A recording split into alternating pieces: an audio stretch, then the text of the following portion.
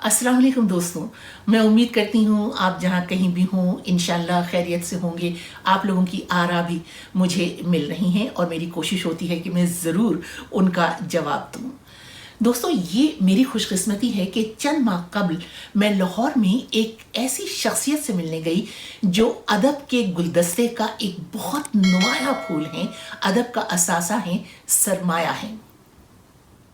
और ये हैं नॉवेल निगार और कहानी निगार, अफसाना निगार अज़रा असगर।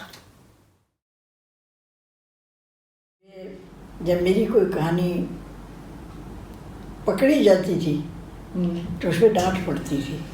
अच्छा, कि क्यों लिखी है। अच्छा, और ये ज़रा उनके अदबी काम पर नज़र डालिए।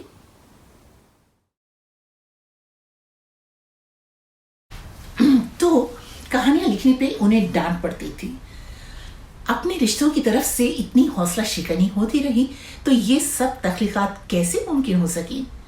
कोई तो होगा जो तख्लीक के इस नखलिस्तान में साए अब्र बनकर साथ चला, जिसकी यादों को अज़रा असगर ने इस किताब में पिरो दिया। सिर्फ यही नहीं बल्कि एक अदबी जरीदे तजदीद नौ की मुदीरा के तौर पर वो बरसों साल अदब और उर्दू ज़बान के फ़रोग़ और तरवीज के लिए अपना भरपूर किरदार अदा करती रही हैं। मगर अब वो तन्हा नहीं थी। तख्लीक के इस सफ़र में उनकी अदीब और शायरा बेटी शीबा तराज भी शामिल हो चुकी थी। इस अदबी सफ़र के दौरान उनके क्या तजर्बात रहे? कहानियाँ लिखती थी, अफसाने लिखती थी, तो वो नॉवेल निगार कैसे बनी? और एक जो पब्लिशर थे नाशिर, जिन्होंने उनका नॉवेल शाया किया था, वो साल हर साल उनसे क्या गलत बयानी करते रहे। इसके अलावा भी और बहुत सी दिलचस्प बातें हैं जो जहन के दरीचे खोलती चली जाती हैं। तो चलिए बाकी की गुफ्तगू हम उनकी अदीबा और शायरा बेटी शीबा तराज के घर में ही करेंगे, जहां मैं उनसे ख़ास तौर से मिलने गई थी। दोस्तों, सबसे अहम बात जो इनके बारे में मैं बताना चाहूँगी बड़े फ़ख्र के साथ, वो ये कि इस्लामाबाद में ये मेरी हमसाया थी, हमसायगी में होती थी। मतलब हम बिल्कुल से एक सड़क पर आमने सामने हुआ करते थे। तो इनसे मेरे अदब के जो रिश्ते हैं वो तो हैं ही, लेकिन वो जो एक हमसायगी के रिश्ते हैं वो भी बहुत ही मजबूत हैं। इसीलिए ये तैयार भी हुई मेरे चैनल पर मुझसे गुफ्तगू करने के लिए। तो अज़रा आपा, आप तो माशाल्लाह, आपका तो ये सफ़र बहुत तवील है और मुझे ये समझ में नहीं आ रहा कि कहाँ से शुरू करूँ। तो सबसे पहले तो ये बताइए कि ये लिखने का सफ़र कब से और कैसे शुरू हुआ? कब आपको यूँ लगा कि कुछ हो रहा है, कुछ लिखना चाहिए? हमारा बात यह है कि जो लिखने की तहरीक होती है वो तो मैं समझती हूँ कि कुछ खुदादाद अल्लाह ताला की तरफ से इंसान लेके चलता है। बचपन में हम अम्मा से कहानियाँ सुना करते थे। एक दफ़ा मैंने उनको कहा कि वे कहानी मैं आपको सुनाती हूँ।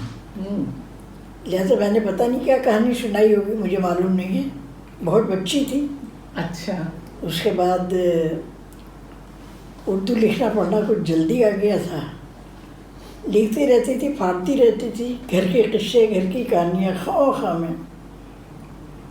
लेकिन फिर ऐसा हुआ कि जब बड़ी हुई, शऊर आया, तो घर में किताबें भी थीं, रिसाले भी आते थे, पढ़ने का शौक़ था, पढ़ती थी। कुछ चीज़ों पर पाबंदी थी, मसलन हमें कहा जाता था कि मंटो को ना पढ़ें। अच्छा। इसमें चौथाई को ना पढ़ें। जी, काफ़ी लोगों को मना किया जाता जी था। हाँ। लेकिन ये कि छुप के वो भी पढ़ लेते थे और समझ में नहीं आता था कि इसमें क्या ऐसी बात है जिसके लिए मना किया गया, मेरे समझ नहीं आया। वो मुझे याद आता है कि एक दफ़ा हमारे पिक्चर हाउस में, बहनोई पिक्चर हाउस लिया करते थे ठेके पर, उसमें एक फिल्म लगी मधुबाला की।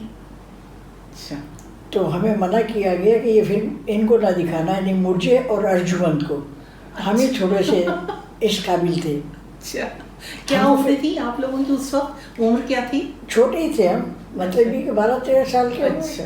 اچھا لیکن ہم فلم دیکھ چکے تھے اچھا اور ہمیں سمجھ نہیں آئی تھی کہ ہمیں منع کیوں کیا گیا ہے. اچھا بعد میں ہمیں اپنی بہن سے معلوم ہوا کہ اس میں مدھو بالا محبت کے سلسلے میں تقریر کرتی ہے. او اچھا. ہماری بلا جانے کی محبت ہوتی کیا ہے, ہمیں تو سب سے ہی محبت تھی.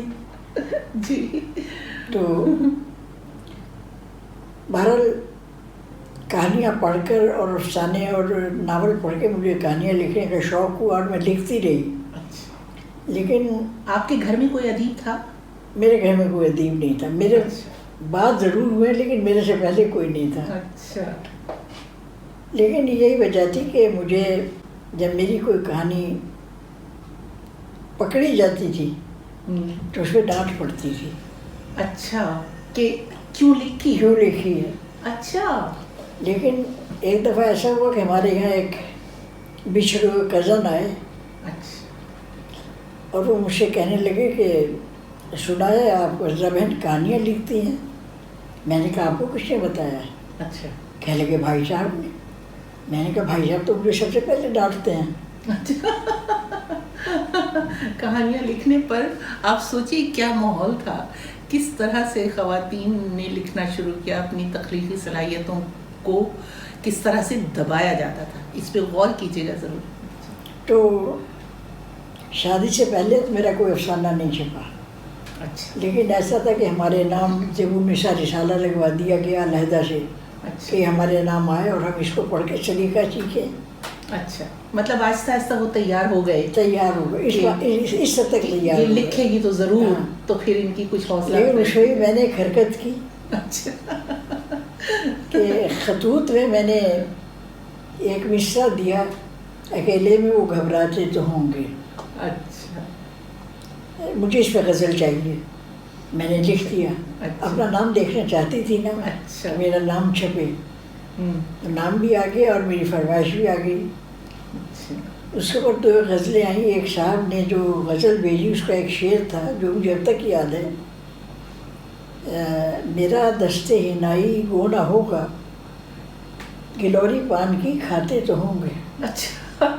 اب یہ جب پڑھا گیا تو اس میں بھی مجھے ڈانٹ پڑی کہ گلوری پان کی کھاتے ہوں گے, ان کے ہاتھ سے کھاتے ہوں گے. لیکن بہرحال اسی اسلام میں شادی ہو گئی. اچھا. تو شادی پہ تو نہیں کہا کہ بھئی یہ کون لکھنے والی رائٹر لڑکی کہاں نہیں, ہمارے پلے ایسا پڑ گئی؟ کوئی نہیں تھا. ایسا کوئی پتہ نہیں تھا, کسی کو نہیں معلوم تھا. اچھا. لیکن میرے ہسبینڈ تھے وہ شاعر تھے اور اچھا. پہلے سے چھپتے رہے تھے. اچھا. تو میرا خیال ہے مہینہ یا 2 مہینے ہوئے ہوں گے شادی کو. میں بہن کو خط لکھ رہی تھی تو میں نے ان کو کہا کہ یہ خط آپ پڑھ لیجیے گا اور اسے پوسٹ کر دیجیے گا. خیال میرا یہ تھا کہ میرے کو کوئی الزام نہ آئے کہ میں نے چھپ کے پتہ نہیں کیا کیا لکھ دیا. انہوں نے خط پڑھا اور پڑھ کے کہنے لگے کہ آپ نے خط تو بہت اچھا لکھا, کہ آپ کو کچھ لکھنے کا شوق ہے. اچھا. میں نے کہا افسانہ لکھتے تھے ہم. اچھا. تو کہنے لگے اب بھی لکھا کریں. اچھا. پرمیشن مل گئی, یا تو ہم نے افسانہ لکھا. اچھا. اور وہ چھپ گیا. اچھا. پہلا یہ کس میں چھپا, کس جریدے میں؟ یہ ایک ہفتہ روزہ تھا, نیا پیام. اچھا. اس میں چھپا. بہرحال شادی کے بعد میں ساہیوال آئی تھی بیاہ کے. اچھا. اور ساہیوال میں بھی میں میرا خیال ہے 6 مہینے رہی تھی کہ پھر اسکر کا ٹرانسفر ہو گیا لاہور اور ہم لوگ لاہور آ گئے. تو لاہور میں افسانہ میرا چھپا تھا. اچھا. لاہور کا تو بہت ہی ادبی ماحول ہوا کرتا تھا نا. لہٰذا پھر باقاعدہ چھپنے لگی. انڈیا کے پرچوں میں بھی چھپی, پاکستان کے پرچوں میں بھی چھپی. ادب لطیف میں اس کے بعد افسانہ آیا, اردو ڈائجسٹ میں آیا. خصوصی نمبروں میں میرے افسانے چھپتے رہے. اچھا. بس اس کے بعد لکھتی رہی. اور میرے لکھنے کا جو سن تھا وہ 1963 ہے, جو میری پہلی کہانی چھپی تھی. ماشاء اللہ. اس وقت سے اب تک اللہ کا فضل ہے کہ چھپ رہی ہوں, اور ابھی تک چھپ رہی ہوں, ابھی تک لکھ رہی ہوں. اور دعا ہے کہ زندگی کے آخری لمحے تک لکھنے کی اللہ توفیق دیتا رہے.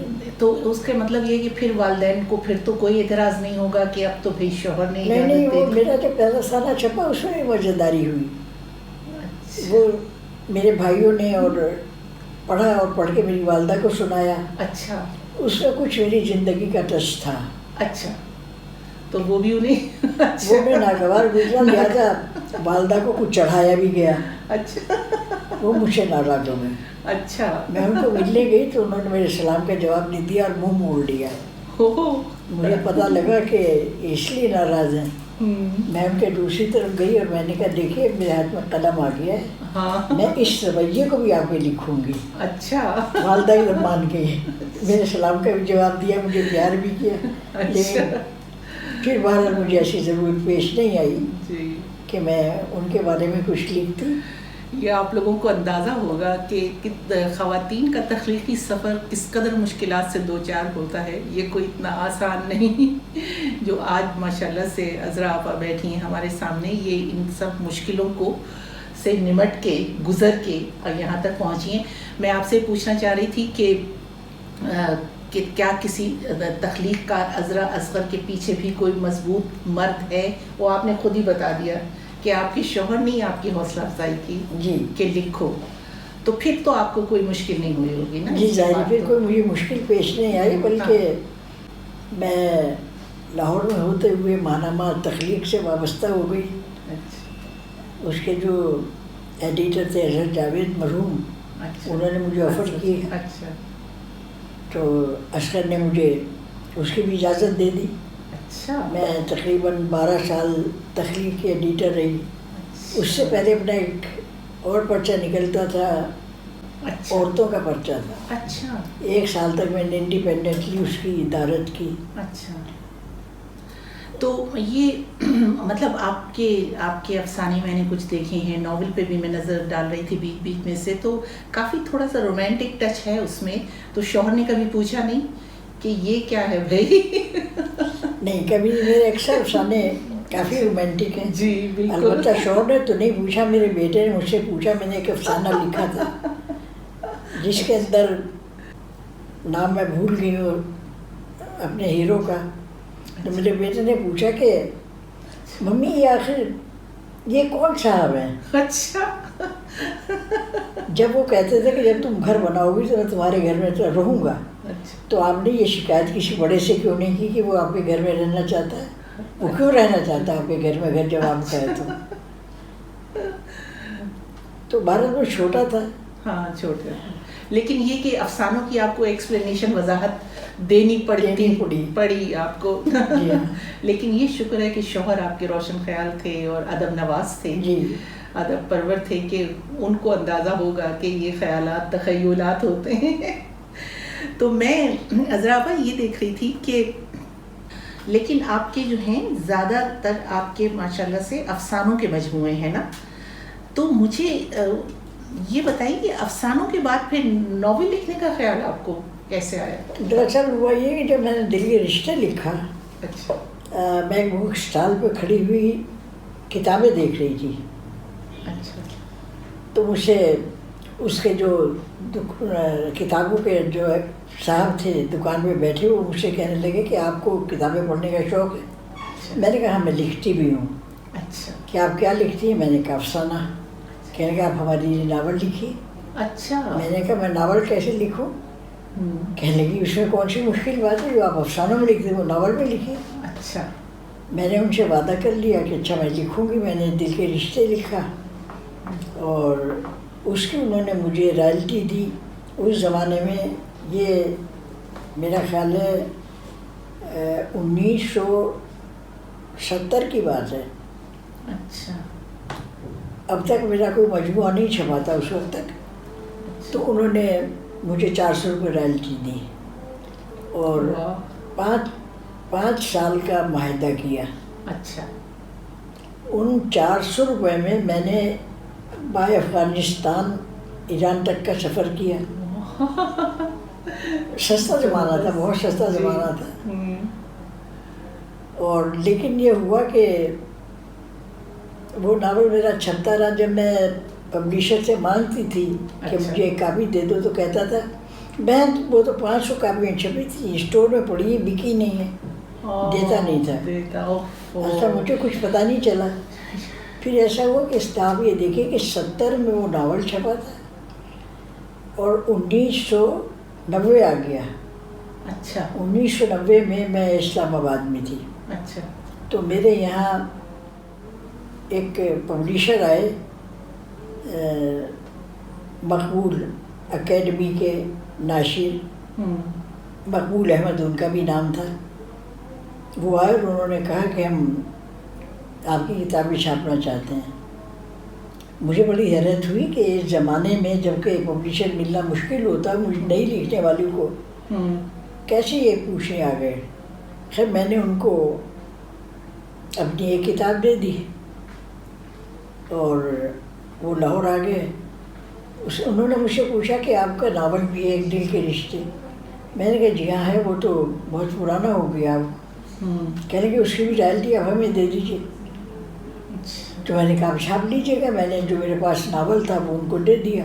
अच्छा। लाहौर आके उन्होंने मुझे फ़ोन किया कि आपका ये नावल आपका पुराना पब्लिशर अभी तक छाप रहा है। वो 20 साल तक छापता रहा और बेचता रहा। उनसे झूठ बोलता रहा और आपसे। फिर पब्लिशर्स की कहानी बहुत पुरानी है। फिर मकबूल साहब ने मुझे कहा कि आप इनको लीगल नोटिस भिजवाइए। बेटा मेरा वकील है, मैंने उससे लीगल नोटिस भिजवा दी और नावल छपना बंद हो गया। फिर मकबूल एकेडमी वालों ने उसको दोबारा छापा, लेकिन इन्होंने भी ये किया कि उसके ऊपर अशात दोयम नहीं लिखा। अच्छा। और उसका टाइटल वगैरह बदल के और उसको छाप दिया। लेकिन ये पब्लिशर जो थे मकबूल साहब, ये मेरे लिए बहुत अच्छे साबित हुए। अच्छा। बहुत ईमानदार थे। उन्होंने मुझे कोई रॉयल्टी तो नहीं दी मेरी किताब की, लेकिन 3000 रुपये मेज़ पे रखे, कहने लगे कि बहन ये रॉयल्टी नहीं है, ये आपको मिठाई के पैसे हैं। अच्छा। मैंने कहा चले पैसों की मुझे कोई ऐसी ज़रूरत भी नहीं है, ठीक है, कोई फ़र्क नहीं पड़ता। अच्छा। उसके बाद उन्होंने मेरी 4-5 किताबें छापी। अच्छा। फिर उन्होंने खुद भी कुछ लिखा और उसके बारे में मेरा भी तस्करा किया और बड़े अच्छे अल्फाज में मेरा उन्होंने अपनी किताबों में जिक्र किया है। अच्छा। और तो मतलब ये कि मेहनत आपकी और कमाते वो थे खूब। कमाते। अच्छा खुद वो कहते थे, मकबूल साहब खुद कहते थे कि बहन हमें फ़ायदा होता है तो हम किताबें छापते हैं, और क्या। ये हमारा मकान जिसमें हम रहते हैं, ये कारोबार, ये सब आपके पैसे से चल रहा है। झूठ नहीं बोलते थे। अच्छा। बस मुझे उनका सच ही अच्छा लगता था। मगर देखिए ये कितनी ज़्यादती है कि जो लिखने वाला है, आपको तो माशाल्लाह पैसे की ज़रूरत नहीं थी, लेकिन देखिए कितने लोग होते हैं जिन्हें ज़रूरत होती है लेकिन उनको नहीं मिलती रॉयल्टी वगैरह। सबसे बड़ी बात ये है कि पैसा आना किसको बुरा लगता है। जी। मुझे भी मिलता तो बुरा तो ना लगता, अच्छा लगता है। अलबत्ता मेरी पंजाबी के अफसानों का मजमू आया था जब मैं बहावलपुर में थी। वो कौन सा इदारा है जिसमें सुगुदा सदफ होती थी, उनको मैंने लिखा कि मेरी कुछ पंजाबी की कहानियाँ हैं और मैं उन्हें पब्लिश कराना चाहती हूँ। अच्छा। तो उन्होंने कहा कि आप हमें भेज दीजिए, हम किताबी शक्ल में उनको छापेंगे। वो मैंने उनको मसौदा भेज दिया। उन्होंने मुझे रॉयल्टी के तौर पे 9000 रुपये भेजे। अच्छा। ये मुझे पंजाबी अफसानों की किताब पे रॉयल्टी मिली 9000 रुपये।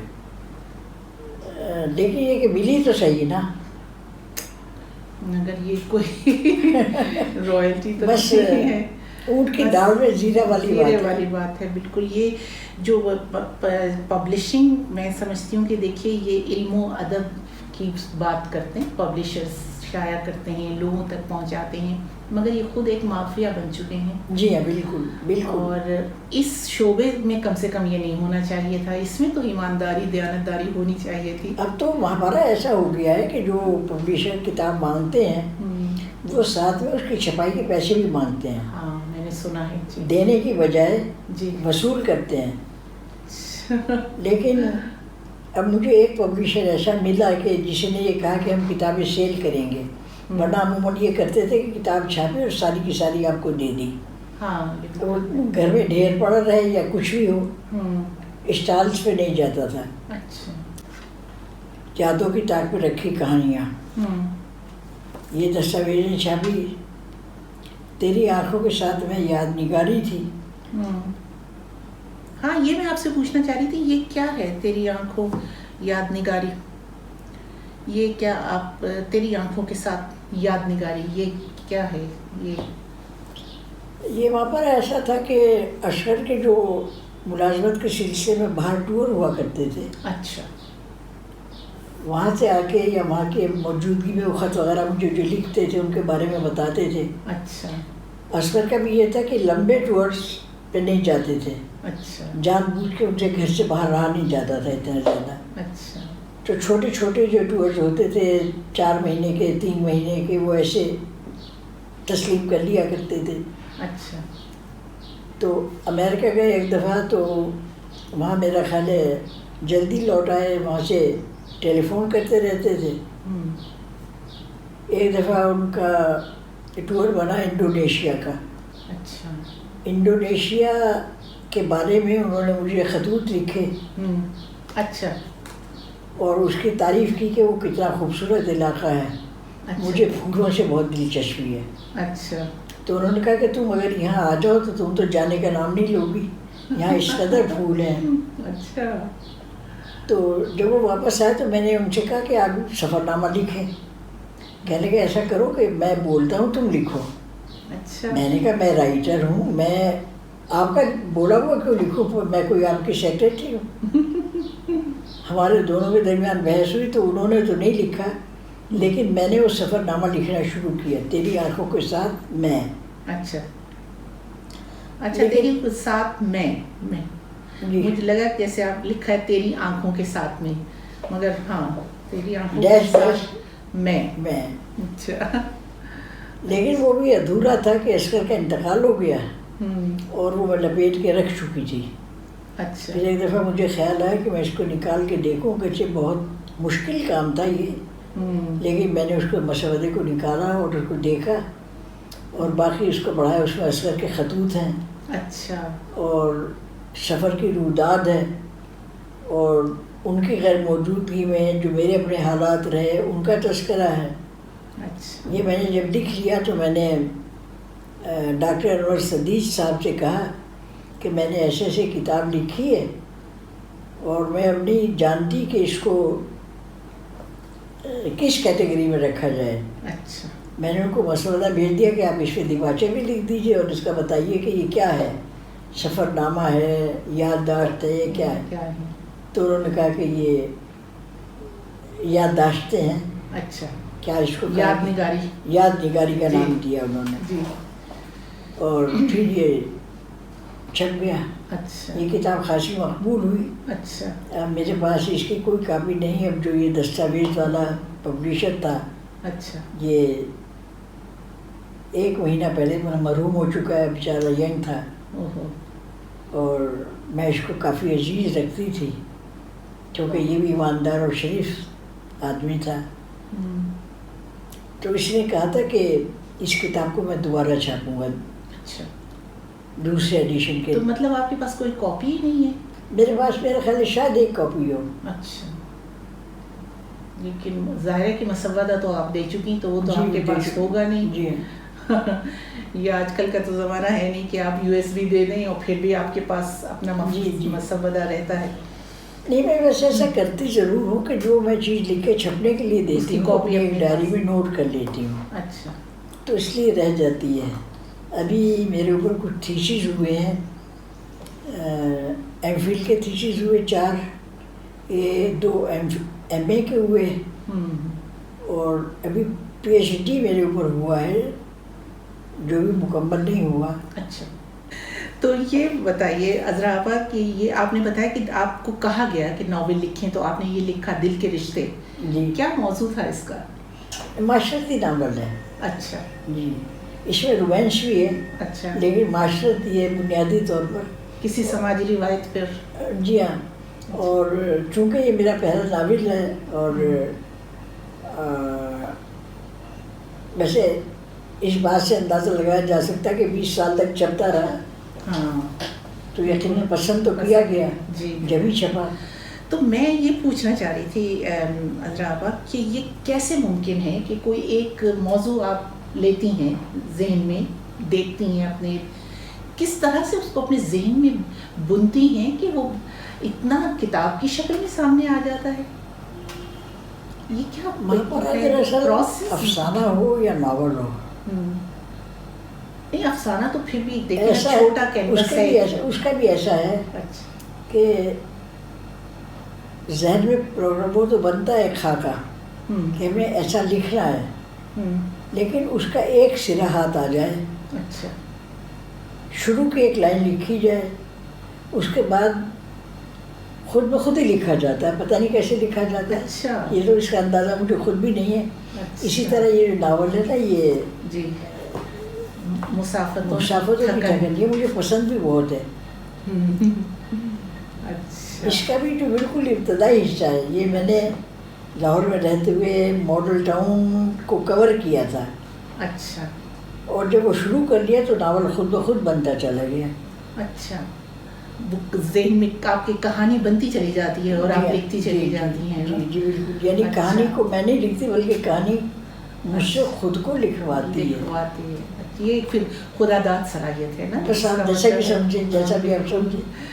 تو پھر آپ نے ناول لکھا افسانے لکھے اتنی ماشاءاللہ آپ کی کتابیں ہیں اور پھر آپ افسانچوں پہ کیوں آ گئیں آخر میں؟ یہ میں دیکھ رہی تھی اس کتاب میں آپ کے چھوٹے چھوٹے افسانچے ہیں. جی دراصل ہوتا یہ ماپارا کہ بعض کوئی چھوٹا سا واقعہ ذہن میں آتا ہے. اچھا جس کو افسانہ بنانا یہ دکھاؤں میں ذرا یہ دیکھیے بالکل چھوٹے چھوٹے لیکن اس کا کوئی مقصد ہوتا ہے اس کا کوئی اختتام ہوتا ہے کوئی ابتدا ہوتی ہے.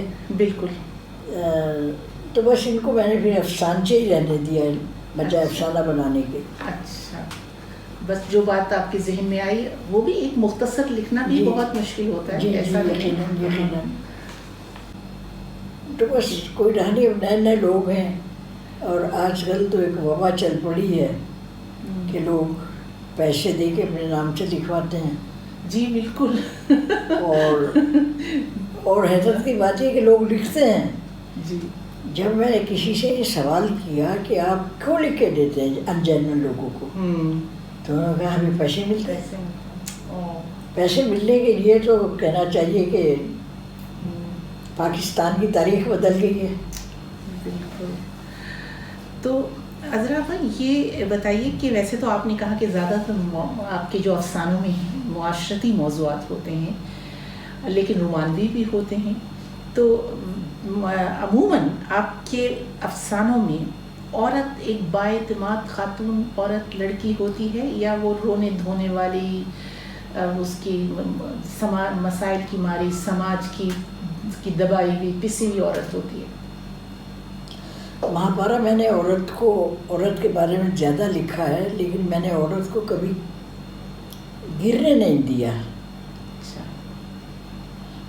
اس کے وقار کو بلند رکھنے کی کوشش کی ہے. اور یعنی یہ کہ جیسے رومانٹک افسانہ ہے اس میں نے کبھی یہ نہیں کیا کہ عورت کی طرف سے اظہار محبت ہو رہا ہے. اچھا اور مرد پیچھے ہٹ رہا ہے. میں نے مرد سے ہی کہلوایا عورت کو نہیں کہنے دیا. کیوں نہیں؟ عورت اظہار محبت کیوں نہیں کر سکتی؟ نہیں کر تو سکتی ہے لیکن کیوں کرے وہ اتنی کیوں گرے؟ اچھا اس سے محبت کی جاتی ہے وہ بعد میں محبت کرتی ہے. مرد حضرات برا مان جائیں گے کہ آپ اظہار محبت گرنا ہوتا ہے؟ یہ اکثر نقادوں نے لکھا ہے اکثر لکھا ہے. جی کیونکہ میرا خیال ہے کہ محبت تو ایسا جذبہ ہے کہ کوئی بھی اظہار کرے وہ اس میں کوئی وہ نہیں ہونی چاہیے. نہیں ہونا تو نہیں چاہیے لیکن یہ بھی نہ ہونا کہ ہم تو گر جائیں اور دوسرا جو پہلو تہی کرتا رہے. اچھا اگر وہ مرد اظہار محبت کرے اور عورت پہلو تہی کرتی رہے وہ ٹھیک ہے؟ ایسا کم ہوتا ہے. اچھا نہیں ہوتا کیونکہ عورت جو ہے عورت اس معاملے میں مجبور ہے کہ وہ معاشرے کی پابند ہے والدین کی پابند ہے. ہمارے یہاں ابھی تک یہ دستور ہے کہ والدین یہ برداشت نہیں کر پاتے کہ اپنی مرضی سے لڑکی شادی کرے یا اپنی مرضی بتائے. میرے ساتھ بھی ایسا اتفاق ہوا، مزے کی بات ہے کہ ایک جگہ میرے بھائیوں نے میرا رشتہ طے کر دیا، مٹھائیاں بھی بٹ گئیں. اچھا. اور وہ جو خاتون آیا کرتی تھی ہمارے گھر، انہوں نے یہ کیا کہ میرے سے دوستی کر لی، مجھ سے بڑی باتیں کرتی تھی، مجھے وہ اچھی لگتی تھی، واقعی اچھی لگتی تھی، یہ معلوم کیے بغیر کہ ان کے گھر سے رشتہ آیا ہوا ہے. اچھا. بعد میں مجھے پتہ لگا کہ ان کے تو بیٹے سے میرا رشتہ چل رہا ہے. اچھا. لیکن جب وہ تاریخیں لینے کے لیے آئیں تو میرے بھائی نے کہا کہ ہم والد سے پوچھے بغیر، آپ کو یہ بھی بتا دوں کہ میرے والد نے دوسری شادی کی ہوئی تھی اچھا. اور ہم ان کے ساتھ نہیں رہتے تھے. اچھا. تو میرے بھائی نے کہا کہ ہم چونکہ بیٹی ہے ان کی ہے، لہٰذا ہم ان کی مرضی کے بغیر تاریخ نہیں دے سکتے. وہ خاتون ملتان میں رہتی تھی اور میرے والد کی پوسٹنگ بھی ملتان میں تھی. انہوں نے کہا پھر یہ کیا بات ہے، میں بالمشافہ ان سے مل لیتی ہوں. وہ ان سے ملی تو پتہ لگا کہ والد نے میری شادی کہیں اور طے کی ہوئی ہے اپنے دوست کے بیٹے سے. ان کو انہوں نے صاف جواب دے دیا کہ ایسا نہیں ہو سکتا. وہ بیچاری بڑی مایوس ہوئی. تو ایک دفعہ والد صاحب میرے کمرے میں داخل ہوئے اور مجھے ایک خط دیا کہ اسے پڑھو اور پڑھ کے مجھے اس کا جواب دو. اس میں انہوں نے لکھا تھا کہ میں نے تمہارا رشتہ اپنے فلاں فلاں دوست کے بیٹے سے طے کر دیا ہے اور امید ہے کہ تم کوئی مداخلت نہیں کرو گی. میں نے مداخلت کیا کرنی تھی، مجھے کوئی پسند ہوتا تو مداخلت کرتی. ابھی خط میں پڑھ ہی پا رہی تھی کہ ابا داخل ہوئے پھر، اور میرا ہاتھ پکڑ کے پھر سر کے اوپر رکھا اور کہنے لگے قسم کھاؤ کہ تم کوئی مداخلت نہیں کرو گی شادی میں. میں نے کہا ٹھیک ہے ابا جی جیسے آپ کہیں. لہٰذا میری شادی ہو گئی. میں اصغر کی طرف سے خاصی بدگمان تھی حقیقت یہ کہ پتہ نہیں کیسا آدمی ہوگا، شکی مزاج سوچ رہی ہوں کہ کیا آپ بالکل یہ نہیں سوچ رہی تھی کہ کس طرح سے آپ کو بالکل ایک کموڈیٹی کی طرح کیا جا رہا ہے کہ بھائی کہہ رہے ہیں ہم نے یہاں کر دیا، باپ کہہ رہے ہیں ہم نے وہاں کر دیا، اور آپ سے کوئی پوچھ ہی نہیں رہا. کسی نے نہیں پوچھا، نہ کسی نے پوچھا، نہ کسی نے تذکرہ کیا. بلکہ جو خاتون آیا کرتی تھی ان کے بارے میں مجھے بھابھی نے بتایا کہ ان کے بیٹے سے تمہارا رشتہ چل رہا ہے. دیکھیے گا یہ کیا ہوتا. تو اب جب میں ابا جان سے اقرار کر چکی تو مجھے نہیں معلوم تھا کہ وہ کون صاحب ہے، ان کا نام کیا ہے، کیسے ہیں کیسے نہیں ہیں، کیا کرتے ہیں، کیسے لگتے ہیں. کمال ہے. اچھا وہ مرد بھی نہیں دیکھا، انہوں نے بھی آپ کو نہیں دیکھا ہوگا؟ نہیں، انہوں نے لڑکوں نے بھی نہیں دیکھا. ان کے والد نے مجھے دیکھا ہوا تھا. اچھا. اور یہ ان کے والد کی خواہش تھی. اچھا. اور ان کی والدہ نے اور بہنوں وغیرہ نے مجھے دیکھنے کے لیے آئی تھی بعد میں، لیکن اچھا پسند کر کے گئی تھی سب. اچھا. تو یہ کیا اتنا آج کے زمانے میں یہ بات بڑی عجیب لگتی ہے. لیکن یہ ہے کہ میں اصغر کی طرف سے خاصی مشکوک تھی کہ پتہ نہیں کیسا بندہ ہوگا، شکی مزاج ہوگا، کیسا ہوگا کیسا نہیں ہوگا.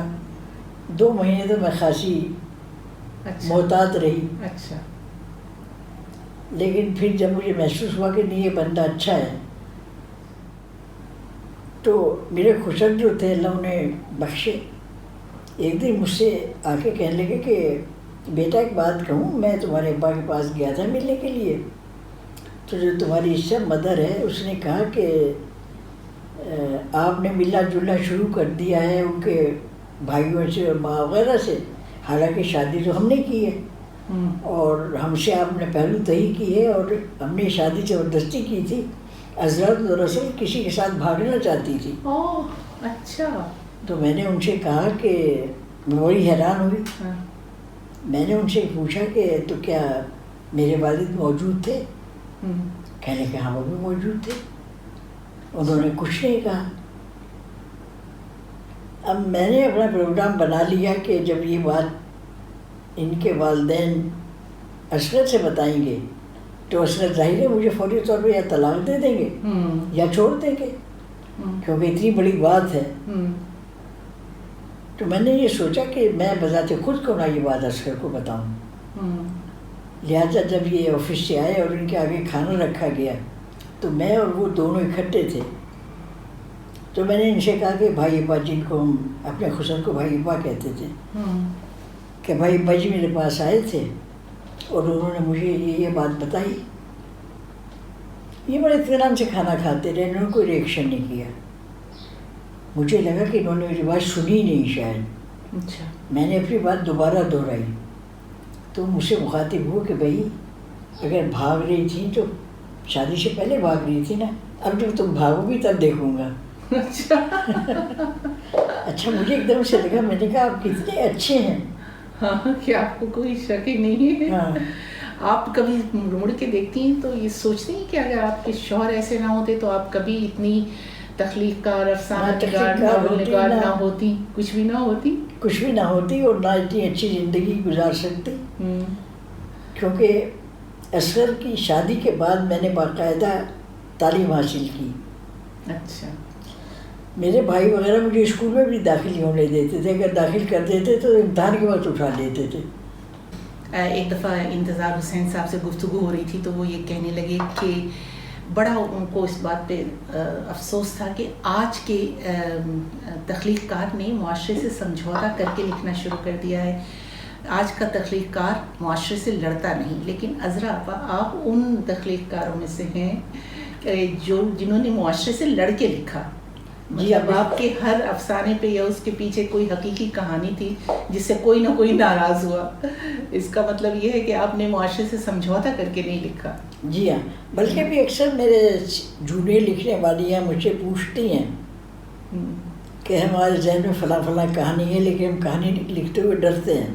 اچھا. میں نے کہا ڈرنے کی کوئی ضرورت نہیں، جو تمہارے ذہن میں ہے، جو تم نے محسوس کیا ہے، جو دیکھا وہ لکھو. اچھا، سماجی. تو یہ بتائیے، آپ نے کبھی سوچا اس طرح سے کہ خواتین تخلیق کاروں کو، جو مصنفین ہیں اور افسانہ نگار، ناول نگار، ویسا مقام نہیں ملتا جو مردوں کو ملتا ہے؟ آپ بھی ایسا سوچتی ہیں؟ جی ہاں، جی ہاں، ایسا ہوتا ہے، حقیقت ہوتا ہے. بلکہ عموماً ہوتا یہ ہے کہ ہمارا جو تنقید نگار ہے جی، اس کو پڑھنے کی عادت چھوٹ گئی ہے اور وہ مکھی پہ مکھی مارتے چلے جاتے ہیں. جو پچھلی خواتین ہیں یا پچھلے افسانہ نگار ہیں، پچھلے رائٹرز ہیں، ان کا تو نام دو چار کا آ جاتا ہے، لیکن اب جو ان کے بعد لکھنے والے آئے ہیں انہوں نے بہت اچھا لکھا ہے. جی، ان کا تذکرہ وہ اس لیے نہیں کرتے کہ انہوں نے پڑھا ہی نہیں ہوتا. تو ہمیں بھی اچھے تنقید نگار نہیں ملے، لیکن یہ ہے کہ جو ملے انہوں نے انصاف سے لکھا. اچھا. دیکھیے جیسے قرۃ العین حیدر، ہاجرہ مسرور، ختیجہ مسرور، زیادہ سے زیادہ بانو قدسیہ اور وہ اپنا الطاف فاطمہ کے بارے میں بھی ہمارا کم لکھا گیا. ان کو بھی یہی گلا تھا کہ مجھے مردوں نے بالکل یہ سمجھا ہی نہیں کہ میں کچھ لکھتی ہوں. ان کی بہن جو نشاط فاطمہ تھی بہت اچھا لکھتی تھی. وہ بلکہ بالکل ہی کہیں نام سننے میں آتا. آپ سچ پوچھیں تو نشاط فاطمہ کے افسانے الطاف فاطمہ سے کہیں زیادہ عمدہ ہیں. بالکل، جی ہاں. اور ان کے ناول بھی انہوں نے زیادہ یہی گلا تھا کہ مردوں نے کبھی ہمیں تسلیم ہی نہیں کیا. جی ہاں. تو میں تو اکثر یہ بات کہا کرتی ہوں کہ ابھی بھی جب کہیں ان کا کوئی تنقیدی مضمون چھپتا ہے کسی کا، اس میں خواتین کے نئے لوگوں کے نام نہیں ہوتے، بانو قدسیہ پہ آ کے ختم ہو جاتے ہیں. بانو قدسیہ کے بارے میں تو لکھوایا بھی گیا تھا بہت زیادہ جنرل ضیاء صاحب کے زمانے میں. وہ بھی تو ہے نا، ایک گروپ بندی ہوئی ہے نا. جی ہاں، گروپ بندی نے ادب کو نقصان پہنچایا. معافی چاہتی ہوں یہ کہتے ہوئے، حقیقت یہ ہے کہ بانو قدسیہ کے بہت سے افسانے ایسے ہیں کہ جو انہوں نے انگلش سے ماخوذ ہیں، لیکن انہوں نے ظاہر نہیں کیا کہ وہ انگلش سے ماخوذ ہیں. ان کے اپنے اوریجنل افسانے نہیں ہیں وہ، لیکن اس کے باوجود ان کی بہرحال گڈی چلی ہوئی ہے. میں بتا تو نہیں ہوں کہ سرکاری سرپرستی حاصل تھی انہیں، تو ان کی تو پھر گڈی چلی نہیں. اسی طریقے سے ہماری وہ تھیں خالدہ حسین. جی، ان کے شوہر آپ کو پتہ ہی ہے کہ سرکاری ملازم تھے. انہوں نے اپنے ادارے سے ان کے کتابیں چھپوائیں، بکوائیں، اور ان کا نام بلند ہو گیا. تو جن خواتین رائٹرز کو سرکاری سرپرستی مل گئی اور تو وہ ان کے نام آگے آ گئے، اور جو آپ تھیں یا الطاف فاطمہ تھیں یا نشاط فاطمہ وغیرہ، ان کے نام ادب میں جس جگہ ہونے چاہیے تھے وہاں نہیں ہیں. یہ تو صحیح ہے، لیکن سوال یہ پیدا ہوتا ہے کہ کبھی نہ کبھی تو ایسا ہوگا کہ کوئی ایسا تحقیق نگار آئے گا جو اس تاریخ کو دیکھے گا، اس پہ انصاف کرے گا. اب آپ یہ دیکھیے غالب کے زمانے میں غالب کی کتنی مخالفت ہوتی رہی، لیکن اب غالب کو لوگ پوچھتے ہیں. جی بالکل. تو آپ لوگ جو ہیں لکھنے والے، وہ تو زمان و مکان سے ماورا چیز ہوتے ہیں نا. آپ کی تو صدیاں، اگلی صدیوں میں پڑھا جائے گا انشاءاللہ. تو لیکن یہ کہ ادب میں جو یہ گروپ بندی ہوئی، آپ کے خیال میں ادب کو کیسے اس سے نقصان پہنچا؟ ادب کو یقیناً بہت نقصان پہنچا ہے، اور ایسا نہیں ہونا چاہیے تھا، لیکن چونکہ انسانی فطرت ہے کہ اب تک آپ دیکھ لیجئے کہ ادب ہو یا سیاست ہو، اس میں میں ہوں، جو کچھ ہوں میں، اس میں نے انا نے انسان کی جو اصلیت ہے یا انسان کا جو اخلاق ہے وہ پست کر دیا. تو یہ مطلب خصوصاً ادب میں یہ چیز بہت بری لگتی ہے، کیونکہ ادیب ہی تو ہے جو معاشرے کو آئینہ دکھاتا ہے، راستہ دکھاتا ہے، سوچ دیتا ہے، فکر دیتا ہے. اچھا افسوسناک بات تو یہ ہے ماپارا کہ فرض کیجئے کہ ہماری کوئی اچھی چیز چھپتی ہے رسالے میں،